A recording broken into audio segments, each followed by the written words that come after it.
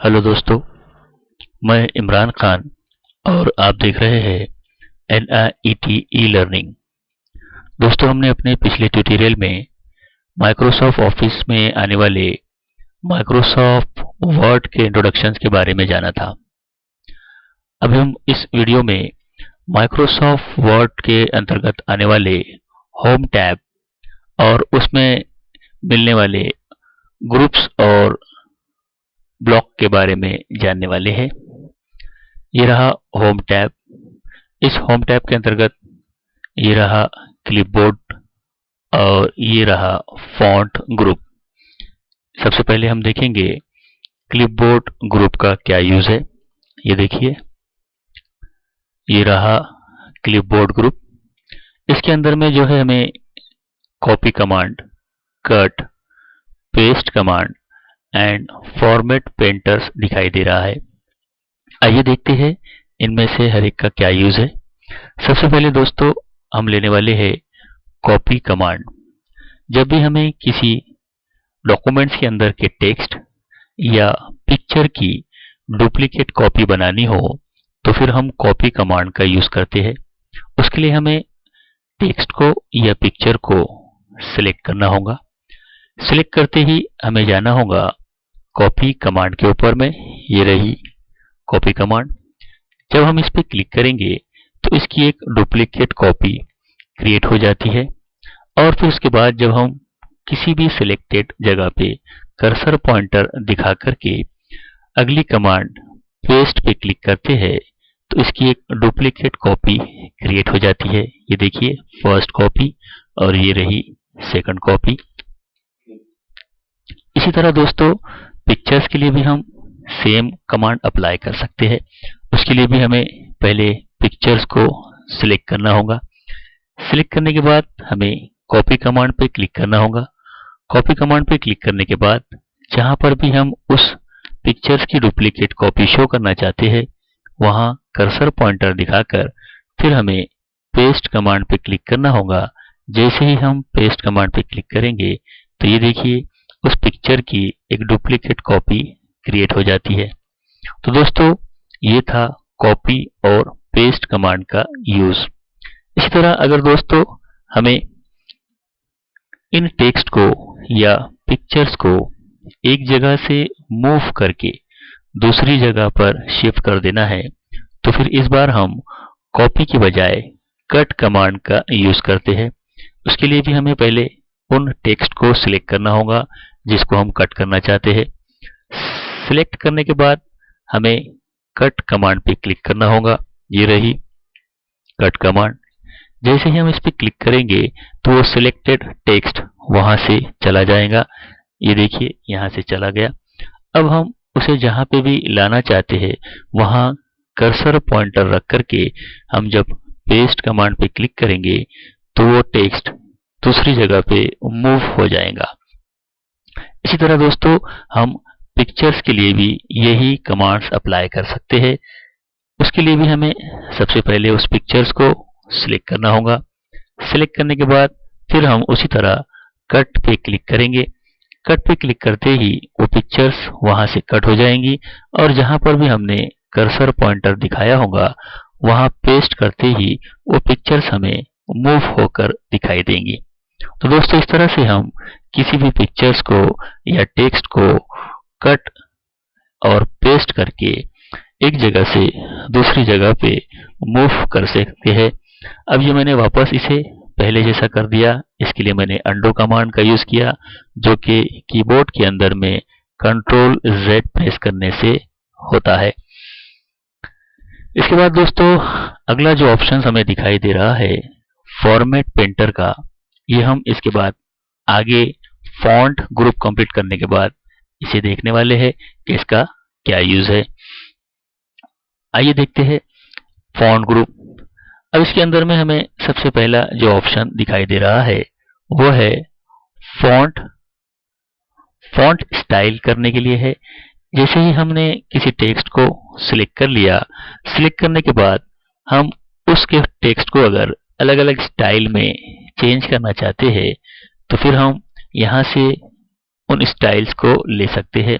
ये देखिए इतने सारे स्टाइल्स यहाँ पे हमें दिखाई दे रहे हैं, जिनमें से मैंने रॉकवेल एक्स्ट्रा बोल्ड पे जैसे ही क्लिक किया तो ये देखिए फॉन्ट का स्टाइल चेंज हो चुका है। ये स्टाइल में और इस स्टाइल में देखिए चेंजेस दिखाई दे रहा है। इसी तरह इस टेक्स्ट को सिलेक्ट करने के बाद वापस उसे पहला जैसे था वैसे ही लाना है, तो फिर से मुझे फॉन्ट स्टाइल ऑप्शन में जाना होगा और यहाँ पे देखिए मुझे वो फर्स्ट फॉन्ट जो मेरा पहले था उस पे जैसे ही मैं क्लिक करूंगा तो वापस उस स्टाइल में आ जाएगा। तो इस तरह से हम अलग अलग स्टाइल्स में फॉन्ट को चेंज कर सकते हैं। इसके बाद अगला ऑप्शन है दोस्तों फॉन्ट स्टाइल के बाद फॉन्ट साइज। अगर हम किसी सिलेक्टेड टेक्स्ट के साइज को इंक्रीज या डिक्रीज करना चाहते हैं तो फिर हमें इस ब्लॉक में क्लिक करना होगा। ये रहा वो ब्लॉक। इस पर क्लिक करते ही हमें फॉन्ट साइज के अलग अलग नंबर्स दिखाई देंगे जो मिनिमम 8 से लेकर मैक्सिमम 72 तक दिए गए हैं।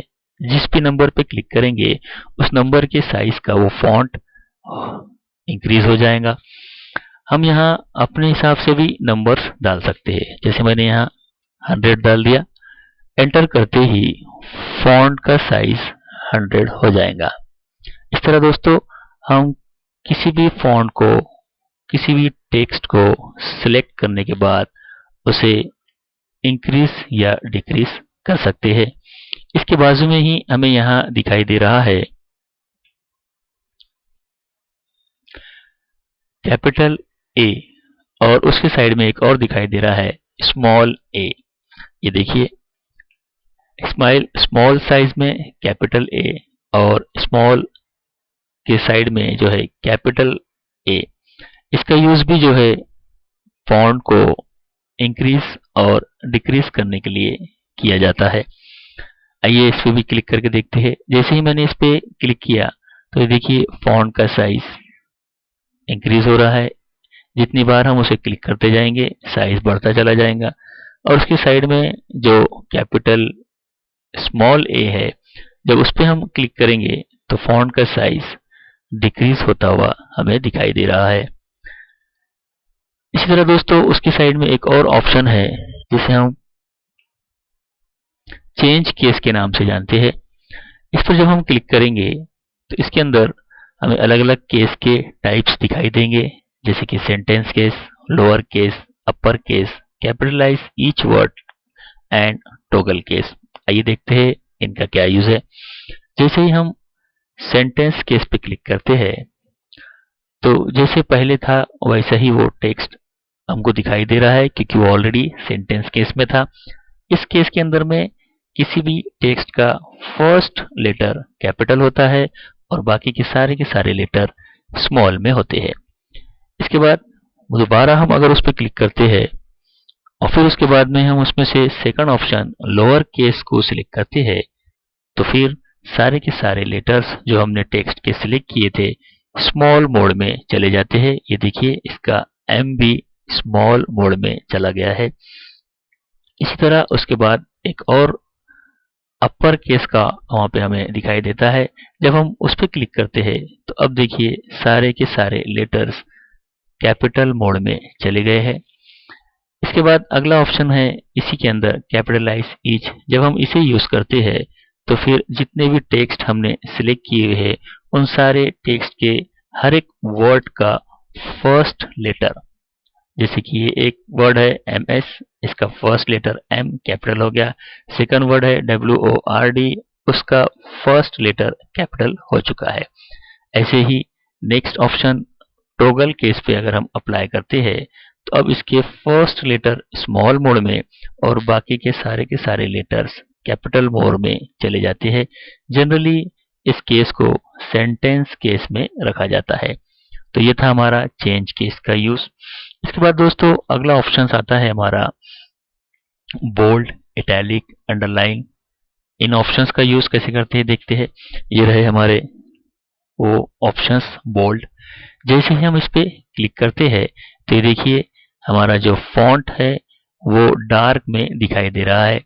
इसी तरह इसके बाद अगला ऑप्शन जब हम क्लिक करते हैं इटैलिक पे, तो इस पे क्लिक करते ही ये देखिए फॉन्ट हमारा जो है थोड़ा तिरछा होता हुआ दिखाई दे रहा है। इसके बाद अगला ऑप्शन जो है हमारा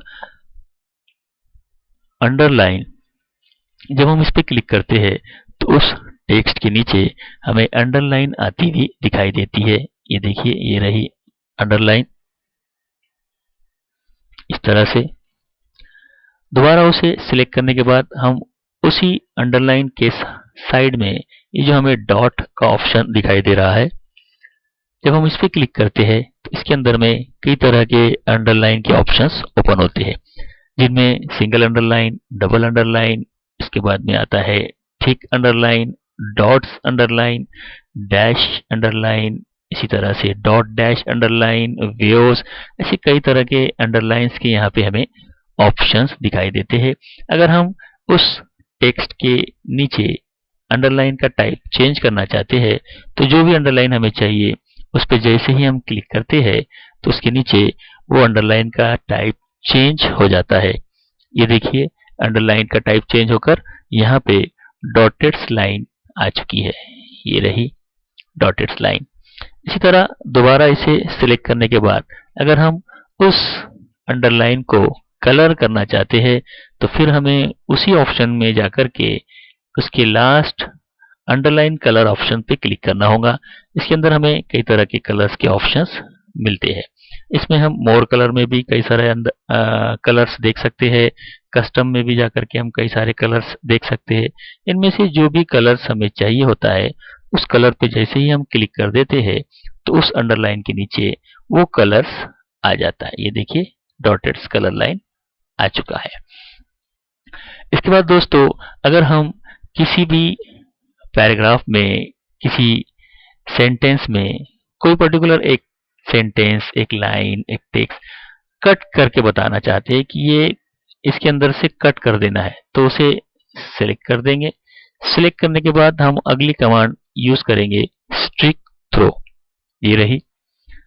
जैसे ही हम इस पर क्लिक करेंगे तो जो टेक्स्ट हमने सिलेक्ट किया है उसके ऊपर से इस तरह से एक लाइन आ जाएंगी जो इस तरह का सिग्नल देंगी कि ये कट कर दिया गया है। तो इसका यूज हम किसी भी टेक्स्ट को कट करने के लिए, हाईलाइट करने के लिए कर सकते हैं। इसके बाद हमारा नेक्स्ट कमांड है सबस्क्रिप्ट और उसके बाद आता है सुपरस्क्रिप्ट। जैसे कि दोस्तों हम लिखते हैं, मान लीजिए हमने लिखा HO2, जिसमें से ये 2 को मुझे HO के नीचे लाना है। जो साइंस का एक फॉर्मूला होता है जिसके अंदर में इस तरह के दिखाए जाते हैं साइन, तो उसके लिए मुझे क्लिक करना होगा सबस्क्रिप्ट पे। जैसे ही मैं इस पर क्लिक करूंगा, क्लिक करते ही ये देखिए यहां से वो 2 HO के नीचे आ चुका है। इस तरह से ऐसे ही अगर मुझे नेक्स्ट कोई डेट लिखनी है, जैसे कि ये TH, अब इसे TH को मुझे ऊपर की तरफ लाना है, 10th ऐसा कुछ दिखाना है। तो अब मुझे उस TH को सिलेक्ट करने के बाद अगली कमांड्स जो कि है सुपरस्क्रिप्ट, उस पर क्लिक करना होगा।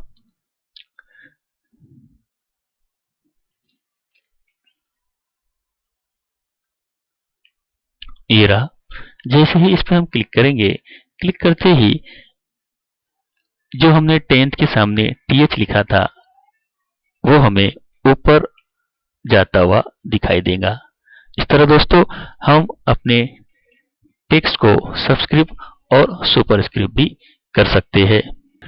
इसी तरह अगर हम किसी पैराग्राफ को और उसके एक पर्टिकुलर एक सेंटेंस को हाईलाइट करना चाहते हैं तो उसे सिलेक्ट करने के बाद नेक्स्ट हमारा कमांड जो रहेगा टेक्स्ट हाईलाइट कलर, उस पर क्लिक करके उसके अंदर के किसी भी कलर को सिलेक्ट करके उस कलर में टेक्स्ट को हाईलाइट कर सकते हैं। ये देखिए इस तरह से हमारा पूरा का पूरा सेंटेंस हाईलाइट हो रहा है। ऐसे ही दोस्तों हम हमारी अगली कमांड जो कि है फॉन्ट कलर कमांड, इस कमांड का यूज करके किसी भी टेक्स्ट को कलर कर सकते हैं। उसके लिए हमें उन टेक्स्ट को सिलेक्ट करना होगा। जैसे कि ये टेक्स्ट मैंने सिलेक्ट कर लिया। उसके बाद टेक्स्ट कलर के अंदर में फॉन्ट कलर में जाकर इतने सारे कलर्स में से जिस भी कलर पे मैं अप्लाई करूंगा वो टेक्स्ट उस कलर में हमें दिखाई देगा। जैसे कि ये देखिए मैंने इसे रेड कलर में कर दिया, तो ये टेक्स्ट अब मुझे रेड कलर में दिखाई दे रहा है। इसके अंदर में और कई तरह के कलर्स हमें मिलते हैं जो कि मोर कलर ऑप्शंस में दिखाई देंगे। इस पे जैसे ही हम क्लिक करते हैं तो ये देखिए और भी कलर यहाँ हमें दिखाई दे रहे हैं। इसके साथ कस्टम में भी हमें कई सारे कलर्स के ऑप्शंस मिलते हैं।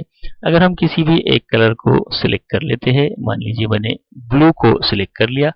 अब ब्लू सिलेक्ट करने के बाद अगर उस ब्लू को मैं डार्क या लाइट मोड में चेंज करना चाहता हूँ तो इसके अंदर ये जो हमें डॉट का ऑप्शन दिखाई दे रहा है, इस पर जब हम क्लिक करके इसे ऊपर लेके जाएंगे तो ये देखिए कलर्स लाइट हो रहा है, और जब हम उसे नीचे लेकर आएंगे तो ये देखिए कलर्स डार्क हो रहा है। इस तरह से भी हम टेक्स्ट के कलर को RGB के थ्रू अपनी चॉइस का कलर क्रिएट कर सकते हैं। अब ये कलर क्रिएट होने के बाद उसे सिलेक्ट करने के बाद यहाँ से जब हम उसे क्लिक करेंगे तो ये हमारा क्रिएट किया हुआ कलर वहाँ पे अप्लाई हो जाएगा। ऐसे ही इसके अंदर में और होता है ऑप्शंस, जैसे कि ग्रेडियंट। अभी अभी हमने जो कलर्स क्रिएट किया था उसी का एक ग्रेडियंट यहाँ पे जनरेट हो जाता है। इनमें से जिस भी ग्रेडियंट को हम अप्लाई करेंगे वो उस ग्रेडियंट के कलर में यहाँ टेक्स्ट हमें अप्लाई होता हुआ दिखाई देगा। इसके अलावा इसमें और भी ग्रेडियंट के अंदर मोर ग्रेडियंट्स ऑप्शंस होता है। इसमें हम जैसे ही जाएंगे तो इसमें सॉलिड फिल दिखता है। इसके अंदर से भी हम कई सारे कलर्स यहाँ से निकाल सकते हैं, जिनमें से मान लीजिए मैंने इस कलर को निकाल लिया। अब इस कलर्स को अगर मैं ट्रांसपेरेंसी मोड में लेता हूँ तो इसकी ट्रांसपेरेंसी मैंने बढ़ा दी। अब जब मैं इस पे ओके करता हूँ तो ये देखिए इसका ट्रांसपेरेंसी के अंदर वो टेक्स्ट अभी बहुत ही मध्यम दिखाई दे रहा है। थोड़ा सा इसकी ट्रांसपेरेंसी को हम बढ़ा देते हैं ताकि थोड़ा बहुत तो भी हमें वो दिखाई दे। जैसे कि ये मैंने इसकी ट्रांसपेरेंसी थोड़ी कम कर दी। ये देखिए थोड़ा सा लाइट कलर में हमें ये होता हुआ दिखाई दे रहा है। अगर हम इसकी ट्रांसपेरेंसी को बिल्कुल ही 0 कर देते हैं तो फिर वापस वो हमें जैसे पहले दिखाई दे रहा था वैसे ही हमें वो दिखाई देगा। इसके लिए हमें उसे सिलेक्ट करना होगा। सिलेक्ट करने के बाद मोर कलर के ग्रेडियंट ऑप्शन में जाकर इसकी ट्रांसपेरेंसी को हमें कम कर देना है। तो देखिए वापस ये जैसे पहले था डार्क कलर में आ चुका है। इसके अंदर में एक और ऑप्शंस होता है ग्रेडियंट के अंदर में ही, मोर ग्रेडियंट के अंदर ग्रेडियंट फिल। जैसे ही हम इस पर क्लिक करते हैं तो इसके अंदर में 2 कलर्स के ऑप्शन ओपन होते हैं। फर्स्ट कलर के ऑप्शंस में हम इनमें से कोई भी एक कलर्स डिजाइन सेलेक्ट कर सकते हैं। जैसे कि मैंने इसे सेलेक्ट कर लिया। उसके अंदर में ये इतने सारे उसके स्टॉप्स क्रिएट हो जाते हैं। इन स्टॉप्स को हम अलग अलग कलर्स में भी ले सकते हैं। जैसे जैसे हम पर्टिकुलर एक एक स्टॉप पे क्लिक करते जाएंगे अलग अलग कलर्स उसके अंदर में हम फिल कर सकते हैं। ये देखिए अलग अलग कलर्स वहां पे जनरेट हो रहे हैं। इस तरह से भी हम उनके कलर्स का यूज कर सकते हैं। और अब हम जब इसे अप्लाई करेंगे तो ये ऐसे अलग अलग कलर्स में भी यहाँ हमें बनता हुआ दिखाई देगा। ऐसे ही कई तरह से हम इनके टेक्स्ट को कलर कर सकते हैं। इसके बाद दोस्तों अगला ऑप्शन रहेगा टेक्स्ट इफेक्ट का। ये रहा टेक्स्ट इफेक्ट का ऑप्शन। जब हम किसी टेक्स्ट को सिलेक्ट करने के बाद जब इस ऑप्शंस में जाते हैं इस टेक्स्ट इफेक्ट ऑप्शन में तो हमें यहाँ कई तरह के इफेक्ट दिखाई देते हैं, जिनमें से मान लीजिए हमने इस इफेक्ट को अप्लाई किया तो वो इस तरह से हमें दिखाई देगा। दोबारा इसे सिलेक्ट करने के बाद हम इसके अगर आउटलाइन पे जाकर के इसके आउटलाइन के कलर को देना चाहते हैं तो इस तरह हम आउटलाइन कलर भी चेंज कर सकते हैं। रहा उसका आउटलाइन कलर। ये देखिए आउटलाइन कलर इसका ग्रीन हो चुका है। ऐसे ही इस कमांड्स के अंदर और भी ऑप्शंस हमें मिलते हैं जो कि है नेक्स्ट शेडो। इसमें से एक शेडो पे क्लिक करते हैं तो वो शेडोस इसका क्रिएट होता हुआ यहाँ हमें दिखाई देता है। ये देखिए इसके नीचे में यहाँ ये शेडो क्रिएट हुआ है। ऐसे ही इन टेक्स्ट के अंदर सिलेक्ट करके जैसे ही हम उसकी अगली ऑप्शंस रिफ्लेक्शंस पे जाते हैं तो अलग अलग रिफ्लेक्शन में से किसी एक रिफ्लेक्शन पे क्लिक करके हम उसके रिफ्लेक्शंस को भी देख सकते हैं। ये देखिए यहाँ रिफ्लेक्शंस होता हुआ हमें दिखाई दे रहा है, जिस तरह से हमें मिरर में या वाटर्स में रिफ्लेक्शन दिखाई देता है।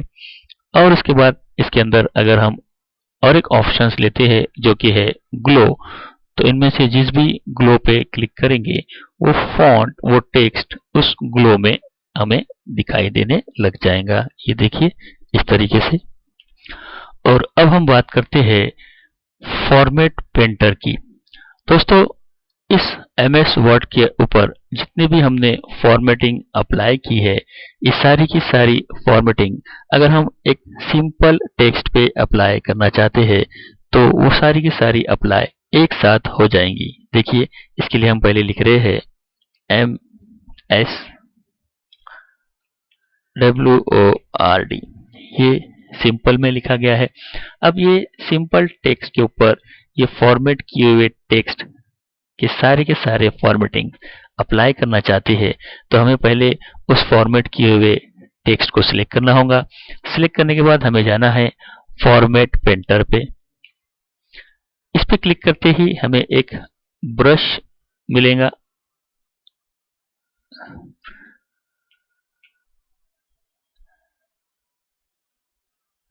ये रहा वो ब्रश, ये रहा वो ब्रश। इस पे जैसे ही हम इस ब्रश को सिंपल टेक्स्ट पे अप्लाई करेंगे, क्लिक करके माउस को उसके ऊपर से मूव कर देना है और क्लिक को जैसे ही हम छोड़ेंगे तो ये देखिए ऊपर के टेक्स्ट का सारा फॉर्मेट नीचे के सिंपल टेक्स्ट पे अप्लाई हो चुका है। तो इस तरह दोस्तों किसी भी फॉर्मेट टेक्स्ट के फॉर्मेटिंग को अप्लाई करने के लिए फॉर्मेट पेंटर का यूज किया जाता है। अब ये सारी की सारी फॉर्मेटिंग अगर मुझे क्लियर कर देना है तो फिर उसके लिए ये क्लियर फॉर्मेटिंग का ऑप्शंस यहाँ पे हमें मिलता है।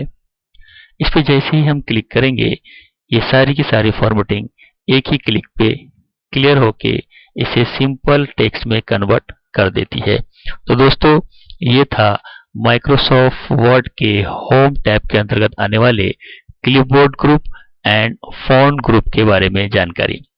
अगर आपको हमारा ये वीडियो पसंद आया है तो इस वीडियो को लाइक कीजिए, अपने दोस्तों को शेयर कीजिए और इस चैनल को सब्सक्राइब करके इसके बेल आइकॉन पर क्लिक कर दीजिए ताकि आपको हमारे आने वाले वीडियो ऐसे ही मिलते रहे। Thank you.